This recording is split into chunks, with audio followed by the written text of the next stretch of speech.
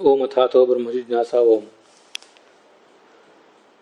नाहं न च शिवोऽन्ये च तच्छक्त्येकांश भागिनः बालः क्रीडनकैर्यद्वत् क्रीडते ಸ್ಮಾಭಿರಚ್ಯುತಃ. ಇದಕ್ಕೆ ಸಂಬಂಧಪಟ್ಟಂತೆ ಸೂತ್ರ ಭಾಷ್ಯ ನಚ ಇತರ ಗ್ರಂಥ ವಿರೋಧ. ವಿಷ್ಣುವಿನ ಸರ್ವೋತ್ತಮತ್ವವನ್ನು ನಾವು ಪ್ರತಿಪಾದನೆ ಮಾಡಲಿಕ್ಕೆ ಹೊರಟಾಗ ಬೇರೆ 18 ಪುರಾಣಗಳಲ್ಲೇ ಸೇರಿದಂಥ ಬೇರೆ ಪುರಾಣಗಳು ಅಥವಾ 18 ಪುರಾಣದಲ್ಲಿ ಸೇರದೇ ಇರುವಂಥ ಪಾಶುಪತ ಸ್ಮೃತಿ ಮೊದಲಾದವುಗಳು ವಿಷ್ಣು ಸರ್ವೋತ್ತಮತ್ವಕ್ಕೆ ವಿರೋಧಿಯಾಗಿವೆ ಅಲ್ವಾ ಅಂತ ಒಂದು ಪ್ರಶ್ನೆ ಬರ್ತದಲ್ಲ, ಆ ಪ್ರಶ್ನಕ್ಕೆ ಉತ್ತರವನ್ನು ಇಲ್ಲಿ ಕಂಡುಕೋತಾ ಇದ್ದಾರೆ. ಪದ್ಮನಾಭ ತೀರ್ಥರು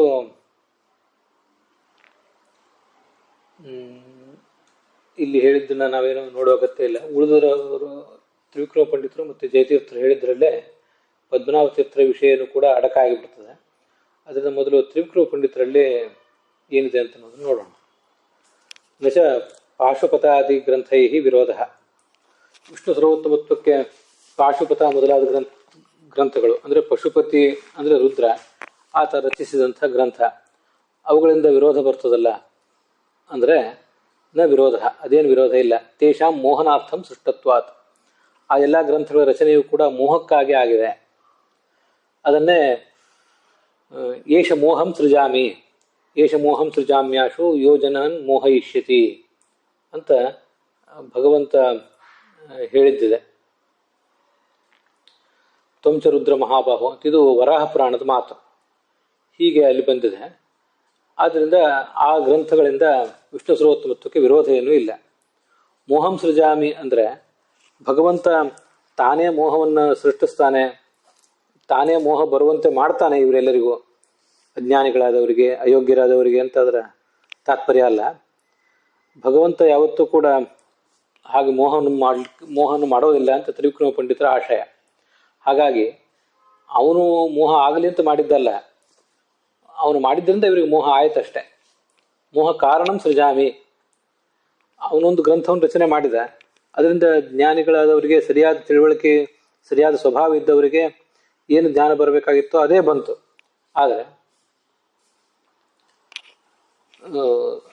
ಅಜ್ಞಾನಿಗಳಾದವರಿಗೆ ಅಯೋಗ್ಯರಾದವರಿಗೆ ಅವರವರ ಅನಾದಿಯಾದ ಕರ್ಮ ಮತ್ತು ವಾಸನ ಅಂದರೆ ಸಂಸ್ಕಾರ, ಅವುಗಳಿಗೆ ಅನುಸಾರವಾಗಿ ಅವರಿಗೆ ಮೋಹ ಬಂದಿತ್ತಷ್ಟೆ. ಹೀಗೆ ಅವನು ಮಾಡಿದ ಕೆಲಸ ಮೋಹಕ್ಕೆ ಕಾರಣ ಆಯಿತೇ ಹೊರತು ಅವನೇ ಮೋಹವನ್ನೇನು ಮಾಡಲಿಲ್ಲ ಅಂತ ಅವರ ಅಭಿಪ್ರಾಯ. ಅಥವಾ ನ ಮೋಹಶಾಸ್ತ್ರ ವಕ್ತಾ ವಿಷ್ಣು ಶಂಕನೀಯ. ವಿಷ್ಣು ಯಾವತ್ತೂ ಕೂಡ ಮೋಹಶಾಸ್ತ್ರವನ್ನು ರಚನೆ ಮಾಡಿದ್ದಾನೆ ಅಂತ ನಾವು ಆಲೋಚನೆ ಮಾಡಬಾರ್ದು, ಹಾಗೆ ಶಂಕೆನೂ ಮಾಡಬಾರ್ದು ಅಂತಾರೆ. ಹಿಂದೆ ತ್ರಿವಿಕ್ರಮ ಪಂಡಿತರು ಹಾಗೆ ಹೇಳಿದ್ದನ್ನು ನಾವು ನೋಡಿದ್ದೀವಿ. ಯಾಕೆ ಹೇಳಬೇಕು ಅಂದರೆ ಅಜಸ್ಯ ಅವಕ್ರ ಚೇತಸಃ. ಆ ಭಗವಂತನ ಬುದ್ಧಿ ಅದು ಯಾವತ್ತೂ ಕೂಡ ವಕ್ರ ಅಲ್ಲ, ದುರ್ಬುದ್ಧಿ ಇದ್ದವನಲ್ಲ ಭಗವಂತ. ಪುರಂ ಏಕಾದಶದ್ವಾರಂ ಅಜಸ್ಯ ಅವಕ್ರ ಚೇತಸಃ ಅಂತ ಉಪನಿಷತ್ತಿದೆ.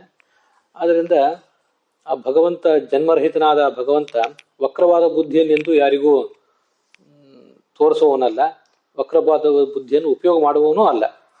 ಮತ್ತು ನಿರನಿಷ್ಠ ನಿರವಧ್ಯ, ಯಾವುದೇ ರೀತಿಯಾದ ಅನಿಷ್ಟ ಅವನಲ್ಲಿಲ್ಲ, ಅವಧ್ಯ ಅಂದರೆ ದೋಷವೂ ಕೂಡ ಅವನಲ್ಲಿಲ್ಲ ಅಂತ ಹೀಗೆ ಬಂದಿರೋದ್ರಿಂದ ಭಗವಂತ ಮೋಹಶಾಸ್ತ್ರವನ್ನು ಉದ್ದೇಶಪೂರ್ವಕವಾಗಿ ರಚಿಸಿದ್ದಾನೆ ಅಂತ ಯಾರೂ ಭಾವಿಸಬಾರದು.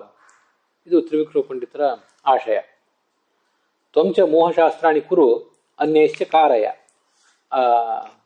ತ್ವಂಚ ರುದ್ರ ಮಹಾಬಾಹೋ ಮೋಹಶಾಸ್ತ್ರಾಣಿ ಕಾರಯ ಅಂತ ಹೀಗೆ ಬಂದಿದೆಯಲ್ಲ, ಅಲ್ಲಿ ತ್ವಂಚ ಅಂತ ಬಂದಿದ್ದರಿಂದ ನೀನೂ ಕೂಡ ರಚನೆ ಮಾಡು, ಇನ್ನೂ ಕೆಲವರಿಂದ ಮಾಡಿಸು ಅಂತ ಹೀಗೆ ಅದರ ತಾತ್ಪರ್ಯ ಆಗ್ತದೆ.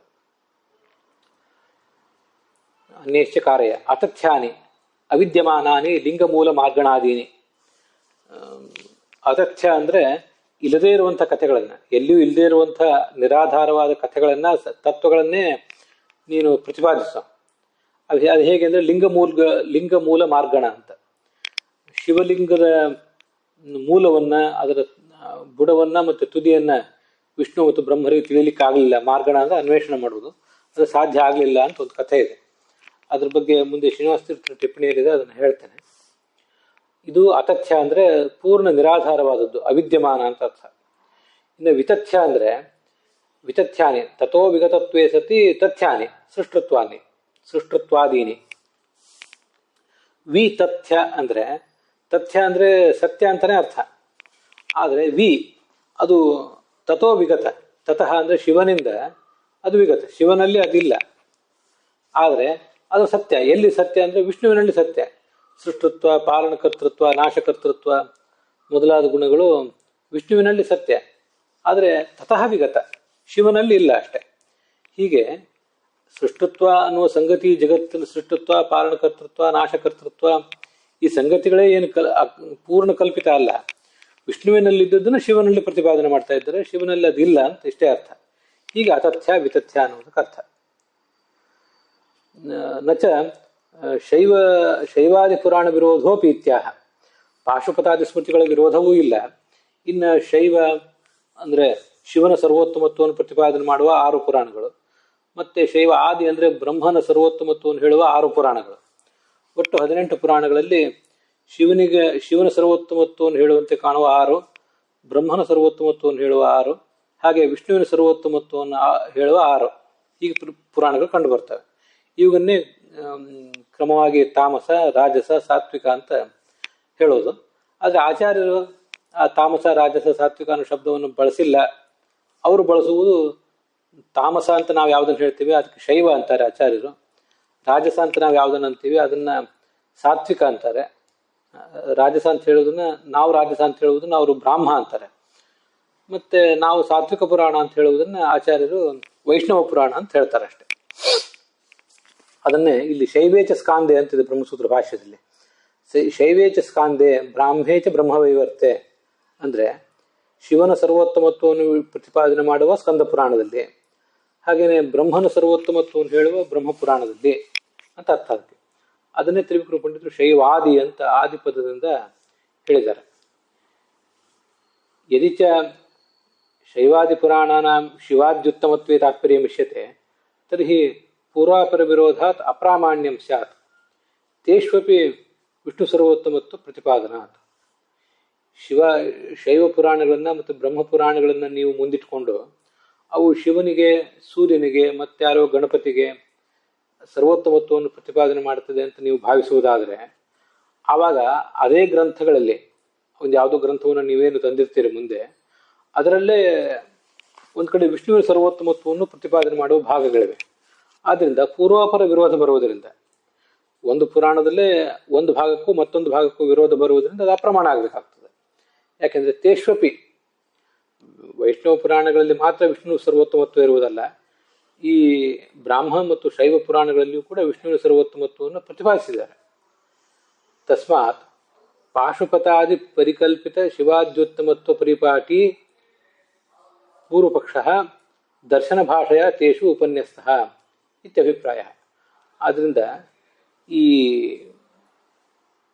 ಬ್ರಾಹ್ಮ ಪುರಾಣಗಳಲ್ಲಿ ಮತ್ತು ಶೈವ ಪುರಾಣಗಳಲ್ಲಿ ಈ ವಿಷಯ ಯಾಕೆ ಬಂದಿದೆ, ಶಿವನ ಸರ್ವೋತ್ತಮತ್ವ ಮತ್ತು ಬ್ರಹ್ಮನ ಸರ್ವೋತ್ತಮತ್ವ, ಇತರ ದೇವತೆಗಳ ಸರ್ವೋತ್ತಮತ್ವದ ಕುರಿತಾಗಿ ವೇದವ್ಯಾಸರೇ ರಚನೆ ಮಾಡಿದ ಈ ಗ್ರಂಥಗಳಲ್ಲಿ ಬಂದಿದೆ ಯಾಕೆ ಅಂತ ನಮಗೊಂದು ಪ್ರಶ್ನೆ ಬರ್ತದೆ. ಪ್ರಶ್ನೆ ಬಂದರೆ ಅದಕ್ಕೆ ಹೇಳ್ತಾರೆ, ಪಾಶುಪತ ಮೊದಲಾದ ಬೇರೆ ಗ್ರಂಥಗಳಿವೆ 18 ಪುರಾಣದಲ್ಲಿ ಸೇರಿ ಇಲ್ಲದಿದ್ದು ವ್ಯಾಸರು ರಚನೆಯೇ ಇಲ್ಲದೇ ಇದ್ದದ್ದು. ಅವು ಕೇವಲ ಶಿವ, ಸ್ಕಂದ ಮೊದಲಾದವರು ಬೇರೆ ಬೇರೆ ರಚನೆ ಮಾಡಿದ್ದು. ಆ ಪಾಶುಪತಾದಿ ಗ್ರಂಥಗಳಲ್ಲಿ ಪರಿಕಲ್ಪಿತವಾದದ್ದು ಅದು.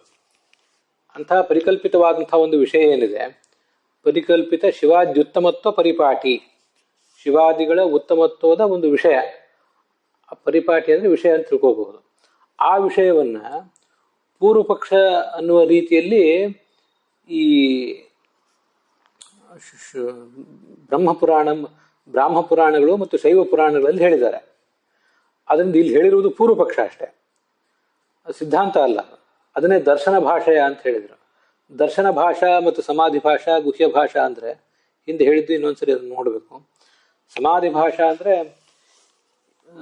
ಯಾವ ಸಂಗತಿ ಇದೆಯೋ ಅದನ್ನು ನೇರವಾಗಿ ಹೇಳುವುದು, ಮತ್ತು ಇದು ನನ್ನ ತಾತ್ಪರ್ಯ ಅಂತ ಸ್ಪಷ್ಟವಾಗಿ ಹೇಳುವುದು. ಇದನ್ನು ಹೀಗೆ ಹೇಳಿದಾಗ ನನಗೆ ಇದ್ರ ಬಗ್ಗೆ ಇದನ್ನು ಪ್ರತಿಪಾದನೆ ಮಾಡುವ ತಾತ್ಪರ್ಯ ನನಗಿದೆ ಅಂತ ಹೇಳೋದಕ್ಕೆ ಸಮಾಧಿ ಭಾಷಾ ಅಂತಾರೆ. ಹಾಗೆ ಹೇಳುವಂಥ ಒಂದು ಶೈಲಿ ಅಂತ ಅರ್ಥ ಭಾಷೆ ಅಂದರೆ. ದರ್ಶನ ಭಾಷೆ ಅಂದರೆ ಇದನ್ನು ನಾನು ಹೇಳಿದ್ದೇನೆ, ಆದರೆ ಬೇರೆ ಯಾರಿಗೋ ಆದ ದರ್ಶನ ಅಂದರೆ ಒಂದು ಅಭಿಪ್ರಾಯ. ಆ ಅಭಿಪ್ರಾಯವನ್ನು ನಾವು ಹೇಳುವುದಷ್ಟೇ, ಅವ್ರು ಹೀಗೆ ಹೇಳ್ತಿದ್ದಾರೆ ಅಂತ, ಹೊರತು ಇದು ನನ್ನ ಅಭಿಪ್ರಾಯ ಅಂತಲ್ಲ. ಅದನ್ನು ದರ್ಶನ ಭಾಷಾ ಅಂತಾರೆ. ಇನ್ನು ಗುಹ್ಯ ಭಾಷಾ ಅಂದರೆ ಹೇಳಬೇಕಾದ ವಿಷಯವನ್ನು ಗುಪ್ತವಾದ ಭಾಷೆಯಲ್ಲಿ ಕೋಡ್ವರ್ಡ್ಗಳ ಮೂಲಕ ಹೇಳುವುದಕ್ಕೆ ಹೀಗೆ ದರ್ಶನ ಗುಹ್ಯ ಭಾಷಾ ಅಂತಾರೆ. ಆದ್ದರಿಂದ ವ್ಯಾಸರು ರಚನೆ ಮಾಡಿದ ಈ ಪುರಾಣಗಳಲ್ಲಿ ಈ ವಿಷಯ ಯಾಕೆ ಬಂತು ಅಂದರೆ ಪೂರ್ವ ಪಕ್ಷದ ರೂಪದಲ್ಲಿ ಬಂದಿದೆ ಅದು, ಮತ್ತು ದರ್ಶನ ಭಾಷೆ ಅದು, ಅವ್ರು ಹೀಗೆ ಹೇಳ್ತಾರೆ ಅಂತ. ಆದ್ದರಿಂದ ಅದನ್ನು ನಾವು ಸ್ವೀಕಾರ ಮಾಡಬಾರ್ದು. ನಚ ವೈಷ್ಣವೇಶು ಪುರಾಣೇಶು ತಥಾ ವಿಷ್ಣೋ ಅನ್ಯ ಸರ್ವೋತ್ತಮತ್ವಮುಕ್ತಂ. ಆದರೆ ವೈಷ್ಣವ ಪುರಾಣಗಳಲ್ಲಿ 6 ಪುರಾಣಗಳಲ್ಲಿ ಈ ವಿಷ್ಣುವಿನ ಹೊರತಾಗಿ ಬೇರೆಯವರಿಗೆ ಎಲ್ಲೂ ಕೂಡ ಸರ್ವೋತ್ತಮತ್ವ ಅಂತ ಅನ್ನೋದು ಬಂದಿಲ್ಲ ಅನ್ನೋದನ್ನು ಗಮನಿಸಬೇಕು. ಯದಿಚ ಯತ್ರ ಕ್ವಾಪಿ ಕಸ್ಯಚಿತ್ ಸಮತ್ವಾದಿಕಂ ಉಕ್ತಮಿವ ಪ್ರತಿಭಾತಿ. ಕೆಲವು ಕಡೆ ವಿಷ್ಣು ಸರ್ವೋತ್ತಮತ್ವವನ್ನು ಪ್ರತಿಪಾದನೆ ಮಾಡುವ ಪುರಾಣಗಳಲ್ಲಿ ಈ ಬೇರೆ ಗೊಂದಲದ ಭಾಗಗಳು ಬಂದಿಲ್ಲ ಅಂತಿಲ್ಲ.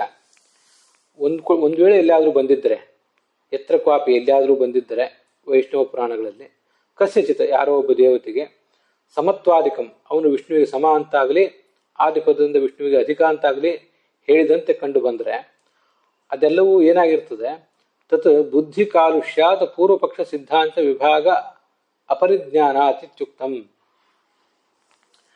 ಅದು ನಮಗೆ ಯಾಕೆ ಆ ಥರ ಕೇಳಿ ಬರ್ತದೆ, ಆ ಥರ ವೈಷ್ಣವ ಪುರಾಣಗಳನ್ನು ಓದಿದಾಗ ನಮಗೆ ಆ ಗ್ರಹಿಕೆ ಯಾಕೆ ಬರ್ತದೆ ಅಂದರೆ ನಮ್ಮ ಬುದ್ಧಿ ಕಲುಷಿತ ಆಗಿರುವುದರಿಂದ, ಮತ್ತು ಪೂರ್ವಪಕ್ಷ ಸಿದ್ಧಾಂತ ಯಾವುದು ಅಂತ ತಿಳಿಯದೇ ಇರೋದರಿಂದ.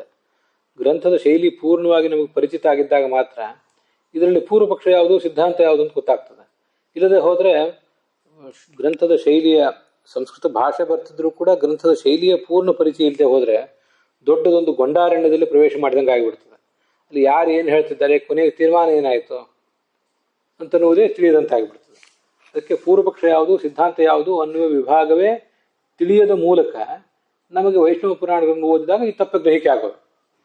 ಆದ್ದರಿಂದ ವೈಷ್ಣವ ಪುರಾಣಗಳಲ್ಲಿ ಆ ಗೊಂದಲ ಇಲ್ಲ, ಸರಿಯಾದ ತಿಳುವಳಿಕೆ ಇದ್ದವರಿಗೆ ಆ ಗೊಂದಲ ಇಲ್ಲ ಅಂತ ಅದರ ಅಭಿಪ್ರಾಯ. ತದೇ ತದಾಹ ತಚ್ಚ ಏಷ ಮೋಹಂ ಸೃಜಾಮ್ಯಾತ್ ಯೋಜನಾನ್ ಮೋಹಯಿಷ್ಯತಿ ಅಂತನ್ನೋದನ್ನ ವರಾಹ ಪುರಾಣದ ಮಾತಿನಿಂದ ಆಚಾರ್ಯರು ಅದನ್ನ ಸೃಷ್ಟಿಸಿದ್ದಾರೆ, ಆಚಾರ್ಯರು ಅದನ್ನೇ ಉದ್ಧರಿಸಿದ್ದಾರೆ. ಮುಂದೆ ತತ್ವಪ್ರಕಾಶಿಕಾದ ಪ್ರಶ್ನೆಗಳನ್ನು ನೋಡೋಣ.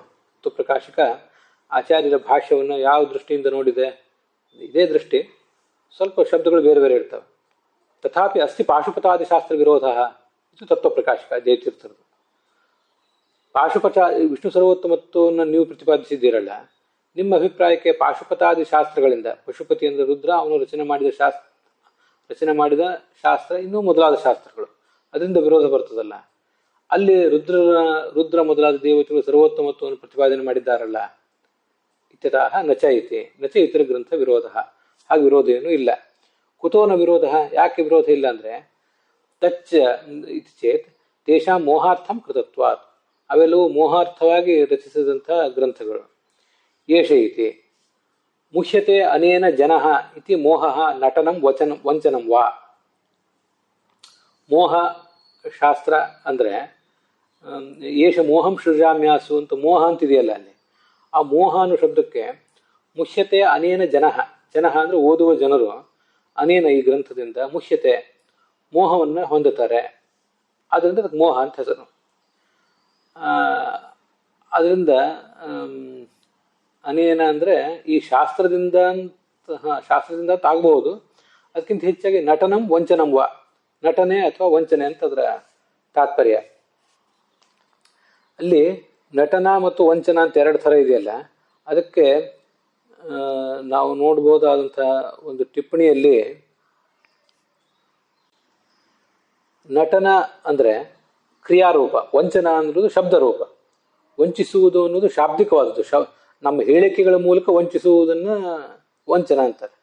ನಮ್ಮ ವರ್ತನೆಗಳ ಮೂಲಕ ಮೋಸ ಮಾಡಿದರೆ ಅದನ್ನು ವಂಚನ ಅಂತಾರೆ. ಆದ್ದರಿಂದ ನಟನ ಅಂದರೆ ಗ್ರಂಥ ರಚನೆ ಏನಿದೆಯಲ್ಲ ಅದು ಒಂದು ನಟನ, ಅದು ಯಾಕಂದರೆ ಕ್ರಿಯಾರೂಪ. ವಂಚನ ಅಂದರೆ ಶಬ್ದರೂಪವಾದದ್ದು.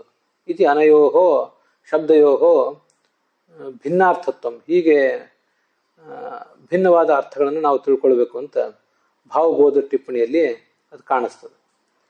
ಅದನ್ನ ಇಟ್ಕೊಂಡಿದ್ದೇನೆ. ತ್ವಂಚ ಸೃಜ ದಧೀಚ್ಛಾದಿಭಿ ಕಾರಯಚ.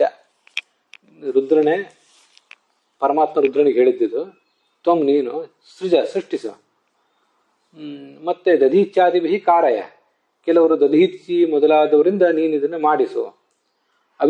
ಅತಥ್ಯ ಅಂದ್ರೆ ಅವಿದ್ಯಮಾನ, ತ್ರಿವಿಕ್ರಮ ಪಂಡಿತರು ಹೇಳಿದಂತೇನೆ, ಅವಿದ್ಯಮಾನ ಇಲ್ಲದೇ ಇರುವಂಥ ಸಂಗತಿ. ಮತ್ತೆ ವಿತಥ್ಯ ಅಂದ್ರೆ ವ್ಯತಿಕರಣತ್ವೇನ ವಿದ್ಯಮಾನ, ಆ ಸಂಗತಿಯೇ ತಪ್ಪಲ್ಲ, ಆದರೆ ಶಿವನಲ್ಲಿಲ್ಲ ವಿಷ್ಣುವಿನಲ್ಲಿದೆ, ವಿಷ್ಣುವಿನಲ್ಲಿದ್ದ ಸಂಗತಿಗಳನ್ನು ಶಿವನಲ್ಲಿದೆ ಅಂತ ತಿಳ್ಕೊಂಡ್ಬಿಟ್ರು ಅಷ್ಟೆ. ಹೀಗೆ ವ್ಯತಿಕರಣತ್ವೇನ ವಿದ್ಯಮಾನಂ ವಿತಥ್ಯಂ ಅಂತ ಅದರ ಅರ್ಥ. ಅಲ್ಲಿ ಏಷ ಮೋಹಂ ಸೃಜಾಮ್ಯಾಶು ಅಂತಿದೆಯಲ್ಲ, ಒಂದು ಯಾವುದೋ ಟಿಪ್ಪಣಿಯಲ್ಲಿ ಕೊನೆಗೆ ವಾಕ್ಯಾರ್ಥ ವಿವರಣ ಅದಾದ್ಮೇಲೆ ವಿವೃತ್ತಿ, ಹೀಗೆ ಯಾವುದೋ ಒಂದು ಟಿಪ್ಪಣಿಯಲ್ಲಿ ಏಷ ಮೋಹಂ ಸೃಜಾಮ್ ಅನ್ನುವ ಮಾತಿಗೆ, ಏಷಃ ಅನ್ನುವ ಮಾತಿಗೆ ಏನಮ್ ಅಂತ ಅರ್ಥ ಮಾಡಬೇಕು ಅಂತ ಬರೆದಿದ್ದಾರೆ ನೋಡಿ. ತ್ವಂಚ ರುದ್ರ ಮಹಾಬಾಹುವಾದ ರುದ್ರನೇ, ನೀನು ಮೋಹಶಾಸ್ತ್ರಗಳನ್ನು ರಚಿಸು ಮತ್ತು ನೀನು ಕೂಡ ರಚನೆ ಮಾಡು, ಇನ್ನೊಬ್ಬರಿಂದ ಮಾಡಿಸು. ಅದಕ್ಕಿಂತ ಮೊದಲು ಅಹಂ ನಾನು, ಯಹ ಜನಾನ್ ಮೋಹಯಿಷ್ಯತಿ, ಯಾವ ಮೋಹವು ಜನರಿಗೆ ಮೋಹವನ್ನು ತಂದೊಡ್ಡುತ್ತದೋ ಅಂಥ ಮೋಹವನ್ನು ಸೃಷ್ಟಿಸುತ್ತೇನೆ. ಈಗ ಅದರ ವಾಕ್ಯ ಇದೆ, ಇದು ವರಾಹ ರೂಪನಾದ ಭಗವಂತ ಹೇಳುವ ಮಾತು. ಯಹ ಜನಾನ್ ಮೋಹಯಿಷ್ಯತಿ ತಮ್ ಮೋಹಂ ಅಹಂ ಸೃಜಾಮಿ, ಆಶು ಸೃಜಾಮಿ, ಆಶು ಅಂದ್ರೆ ಕೂಡಲೇ ಅಂತ ಅರ್ಥ. ಆ ಏಷಃ ಅಂತಿದೆಯಲ್ಲ, ಏಷಃ ಅನ್ನೋದು ನಮ್ಗೆ ಗೊತ್ತಿರುವಂತೆ ಏಷಃ ಏತವು ಏತೆ, ಅದು ಇವನು ಅಂತ ಅರ್ಥ. ಅದಕ್ಕೆ ಪ್ರಥಮ ವಿಭಕ್ತಿ ಏಕವಚನ. ಅದನ್ನ ಏಷಃ ಅನ್ನೋ ಶಬ್ದಕ್ಕೆ ಏನಮ್ ಅಂತ ಅರ್ಥ ಇಟ್ಕೋಬೇಕು ಅಂತ ಒಬ್ಬರು ಟಿಪ್ಪಣಿಕಾರರು ಬರೆದಿದ್ದಾರೆ. ಅದರಿಂದ ಏನಂ ಮೋಹಂ, ಏಷಃ ಮೋಹಂ ಅಂದ್ರೆ ಏನಂ ಮೋಹಂ, ಈ ಮೋಹವನ್ನು, ಹೀಗೆ ಏನಂ ಏಷಃ ಅನ್ನುವುದನ್ನ ವಿಭಕ್ತಿ ವ್ಯತ್ಯಾಸ ಮಾಡಿಕೊಂಡು ಏನಂ ಈ ಮೋಹಕ್ಕೆ ಅನ್ವಯ ಮಾಡ್ಕೋಬೇಕು ಅಂತ ಒಬ್ಬರು ಟಿಪ್ಪಣಿಕಾರರು ಬರೆದಿದ್ದಾರೆ. ಅದನ್ನ ಯಾರು ಬರೆದಿದ್ದಾರೆ ಅಂತನ್ನೋದು ನೀವು ನೋಡಿ. ಆದರೆ ಹಾಗೆ ಏನಾಗಬೇಕಾಗಿಲ್ಲ, ಏಷಃ ಅನ್ನೋದನ್ನ ಆ ಥರ ಬದಲಾವಣೆ ಮಾಡಿಕೊಂಡು ನಾವು ಓದ್ಕೊಳ್ಬೇಕಾದಂಥ ಅನಿವಾರ್ಯ ಪ್ರಸಂಗ ಏನೂ ಇಲ್ಲ. ಯಾಕೆಂದ್ರೆ ಏಷಃ ಅಹಂ, ಇಲ್ಲಿ ನೋಡಿ ಅಹಂ ಅಂತ ಕ್ರಿಯಾಪದ ಇಲ್ಲ, ಅಲ್ಲಿ ಸೃಜಾಮಿ ಅಂತ ಉತ್ತಮ ಪುರುಷದ ಏಕವಚನ ಇದೆ. ಸೃಜಾಮಿ ಸೃಜಾವಹ ಸೃಜಾಮಹ ಅಂತ ಉತ್ತಮ ಪುರುಷದ ಏಕವಚನ. ಅದು ಬರಬೇಕಾದ್ರೆ ಅಹಂ ಅಂತ ಬರಬೇಕು. ಅಹಂ ಕರೋಮಿ ಅಹಂ ಪಠಾಮಿ ಅನ್ನುವಂತೆ ಅಹಂ ಸೃಜಾಮಿ ಅಂತ ಬರಬೇಕು. ಅಹಂ ಅಂತನ್ನುವುದನ್ನು ಶ್ಲೋಕದಲ್ಲಿ ಅಧ್ಯಾಹಾರ್ಥ ಮಾಡ್ಕೋಬೇಕು. ಹಾಗೆ ಅಧ್ಯಾಹಾರ್ಥ ಮಾಡ್ಕೊಂಡಾಗ ಅಹಂ ಮೋಹಂ ಸೃಜಾಮಿ ಅಂತ ಆಗ್ತದೆ. ಆ ಅಹಂ ಅಂತನ್ನುವುದಕ್ಕೆ ಏಷಃ ಅಂತನ್ನುವುದು ವಿಶೇಷಣ. ಈ ನಾನು ಅಂದ್ರೆ ನಿನ್ನ ಕಣ್ಣೆದುರಿಗಿರುವಂಥ ಸರ್ವೋತ್ತಮನಾದಂಥ ಅಂತ ನಾನು ಅಂತ ಅದರ ಅರ್ಥ. ಮತ್ತೆ ನಾನು ಈ ಹಿಂದೆ ಒಂದ್ಸರಿ ಹೇಳಿದ್ದೆ, ಏಷಃ ಅಂದರೆ ಇಚ್ಛಾರೂಪನಾದವನು, ಐಶ್ವರ್ಯ ರೂಪನಾದವನು ಅಂತ ಅರ್ಥ. ಏಷಃ ಅಂತನ್ನೋದು ಕೇವಲ ಒಂದು ಇವನು ಅಂತ ಸರ್ವನಾಮ ಮಾತ್ರ ಅಲ್ಲ, ಅದು ಹಿಂದೆ ಅದನ್ನು ಹೇಳಿದ್ದೆ ನಾನು ಯಾವುದೋ ಒಂದು ಪ್ರಸಂಗದಲ್ಲಿ. ಏಷಃ ಅಂದರೆ ಇಚ್ಛಾರೂಪನಾದ ಭಗವಂತ ಮತ್ತು ಸರ್ವೇಶ್ವರನಾದ ಸರ್ವ ಐಶ್ವರ್ಯಕ್ಕೂ ಒಡೆಯನಾದ ಭಗವಂತ ಅಂತ ಹೀಗೆ ಅರ್ಥ. ಆದ್ರಿಂದ ಏಷಃ ಅಹಂ, ಸ್ವತಂತ್ರನಾದ ನಾನು, ಸ್ವೇಚ್ಛಾ ನನ್ನ ಇಚ್ಛೆಯಂತೆ ವರ್ತಿಸುವ ನಾನು, ಈ ಜನರಿಗೆ ಮೋಹವನ್ನು ಕೊಡಬೇಕು ಅಂತ ಬಯಸಿರುವುದರಿಂದ ಇಂಥ ಗ್ರಂಥವನ್ನು ನಾನು ರಚನೆ ಮಾಡ್ತೇನೆ ಅಂತ ಅವನ ತಾತ್ಪರ್ಯ. ನಾನು ನನ್ನ ಮಾಯಾಜಾಲವನ್ನು, ಮೋಹಜಾಲವನ್ನು ನಾನು ಜನರ ಮೇಲೆ ಎರಚ್ತೇನೆ ಅಂತ ಅದರ ತಾತ್ಪರ್ಯ. ಅದರಿಂದ ಏಷಃ ಅನ್ನೋದನ್ನ ಅಹಂ ಅಂತ ಅನ್ನೋದಕ್ಕೆ ಅನ್ವಯ ಮಾಡಿಕೊಂಡ್ರು ಏನು ತಪ್ಪಿಲ್ಲ. ಏಷಃ ಅನ್ನೋದನ್ನು ದ್ವಿತೀಯ ವಿಭಕ್ತಿಯಾಗಿ ಬದಲಾಯಿಸಿಕೊಂಡು ಏನಮ್ಮ ಅಂತ ಅರ್ಥ ಮಾಡಬೇಕಾದ ಅಗತ್ಯ ಏನೂ ಇಲ್ಲ ಅನ್ನೋದನ್ನು ಗಮನಿಸಿ. ಒಬ್ಬರು ಟಿಪ್ಪಣಿಕಾರರಾಗಿ ಹೇಳಿದ್ದಾರೆ, ಅದನ್ನ ಹೇಳಿದೆ ಅಷ್ಟೆ. ಅಪ್ರಕಾಶಂ ಚ ಮಾಂ ಕುರು, ಪ್ರಕಾಶಂ ಕುರು ಚಾತ್ಮಾನಂ ಅಪ್ರಕಾಶಂ ಚ ಮಾಂ ಕುರು ಅಂತ ಬಂದಿದೆ.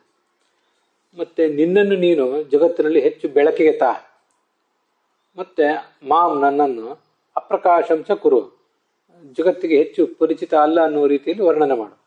ನನ್ನ ಸರ್ವೋತ್ತಮತ್ವ ಜಗತ್ತಿಗೆ ಅರಿವಿಗೆ ಬರದೇ ಇರಲಿ ಅಂತ ಅದರ ತಾತ್ಪರ್ಯ.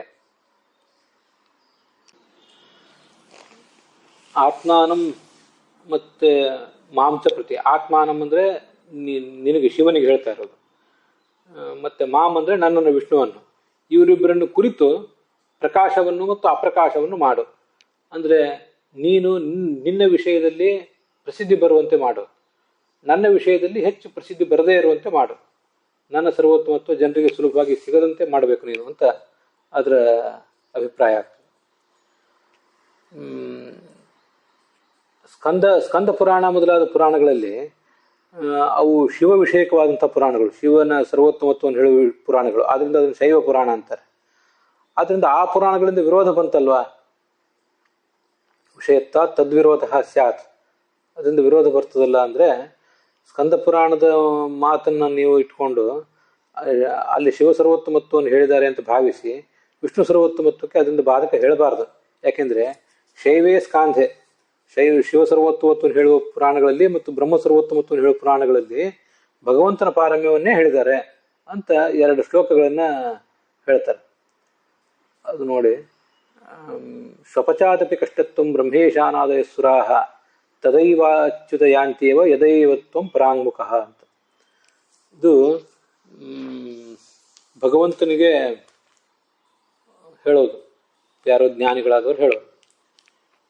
ಅಚ್ಯುತ ಭಗವಂತನೇ, ನೀನು ಒಂದು ವೇಳೆ ನಿನ್ನ ಅನುಗ್ರಹವನ್ನು ಮಾಡದೆ ಹೋದರೆ ಆಗ ಬ್ರಹ್ಮ ಈಶಾನಾದಯ ಸುರಾಹ, ಚತುರ್ಮುಖ ಬ್ರಹ್ಮ ಮತ್ತು ರುದ್ರ ಮೊದಲಾದ ದೇವತೆಗಳು ಶ್ವಪಚಾದಪಿ ಕಷ್ಟತ್ವಂ ಯಾಂತಿ. ಒಬ್ಬ ತೀರಾ ಶ್ವಪಚ ಅಂದರೆ ತೀರಾ ಅಸಂಸ್ಕೃತನಾದ, ಯಾವ ಧಾರ್ಮಿಕ ಆಧ್ಯಾತ್ಮಿಕ ಹಿನ್ನೆಲೆಯೂ ಇಲ್ಲದೇ ಇರುವಂಥ ನೀಚ ವ್ಯಕ್ತಿ, ಅವನಿಗಿಂತಲೂ ಹೆಚ್ಚು ಕಷ್ಟ ಈ ಬ್ರಹ್ಮರುದ್ರಾದಿಗಳಿಗೆ ಬಂದುಬಿಡ್ತದೆ ನಿನ್ನ ಅನುಗ್ರಹ ಒಂದು ವೇಳೆ ಇಲ್ಲದೆ ಹೋದರೆ. ತದೈವ ಅಚ್ಯುತ ಯಾಂತ್ಯೇವ ಯದಾ ಏವ ತ್ವಂ ಪರಾಂಗುಖ ತದಾ ಏವ ಬ್ರಹ್ಮೇಶಾನಾದಯ ಸುರಾಹ ಶ್ವಪಚಾದಪಿ ಕಷ್ಟತ್ವಂ ಯಾಂತಿ ಅಂತ ಇದು ಸ್ಕಂದ ಪುರಾಣದಲ್ಲಿ ಬಂದಿರುವ ಮಾತು. ಬ್ರಾಹ್ಮೇಚ ಬ್ರಹ್ಮವೈವರ್ತೆ.